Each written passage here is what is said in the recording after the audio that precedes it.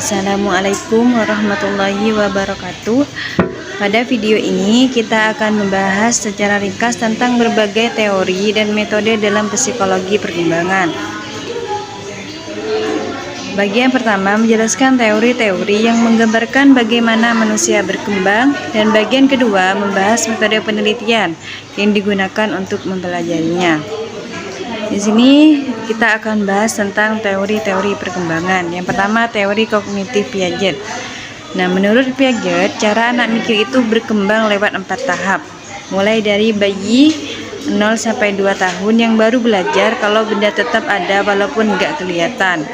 Di usia 2 sampai 7 tahun, anak masih egosentris tetapi imajinasinya kuat banget.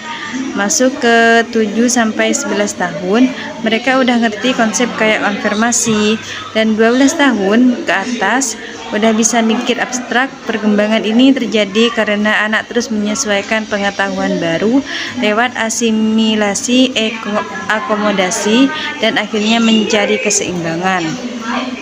Yang kedua, teori psikososial Erikson. Kalau Erikson, perkembangan itu dibagi menjadi 8 tahap. Yang pertama, mulai dari bayi yang belajar percaya atau enggak percaya sama lingkungan. Nah, yang kedua, anak kecil belajar mandiri. Yang ketiga, anak sekolah belajar merasa mampu atau minder. Yang keempat, remaja nyari jati diri.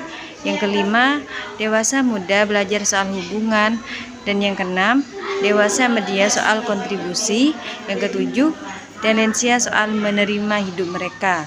Dan yang terakhir, setiap tahap ada konflik yang harus diselesaikan biar berkembang dengan sehat. Nah, yang ketiga, teori moral Kohlbeck membagi perkembangan moral menjadi 3 tingkat. Pertama, prakonvensional, ketika anak patuh karena takut hukuman atau mengejar keuntungan pribadi. Yang kedua, konvensional, yaitu moralitas berdasarkan aturan dan norma sosial.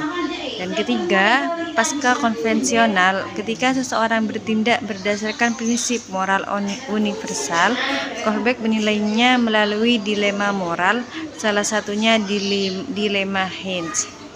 Yang keempat, teori sosial kultural Vygotsky. Nah, Vygotsky menekankan bahwa perkembangan kognitif sangat dipengaruhi interaksi sosial.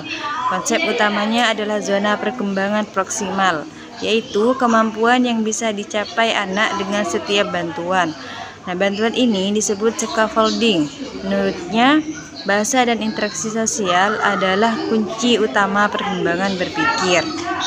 Nah, yang terakhir, teori behavioris dan Skinner dan Bandura.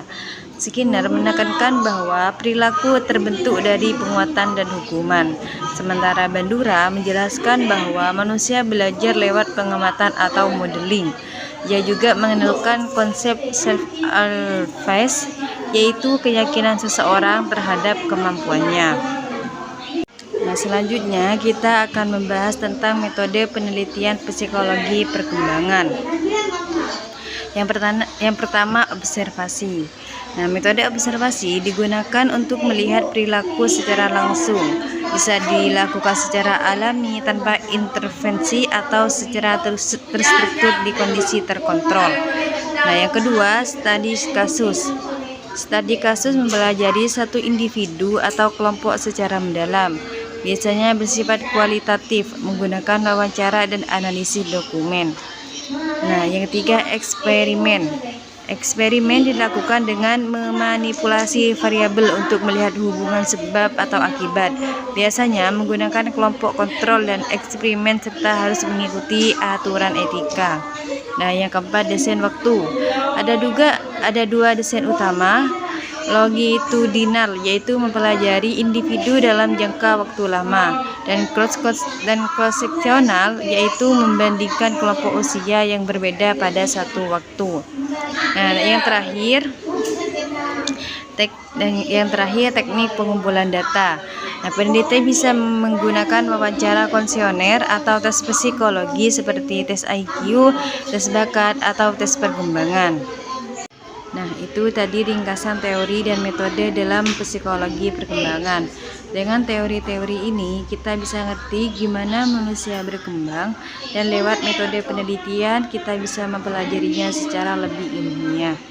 Mungkin hanya ini yang bisa kami sampaikan, kurang lebihnya mohon maaf. Wassalamualaikum warahmatullahi wabarakatuh.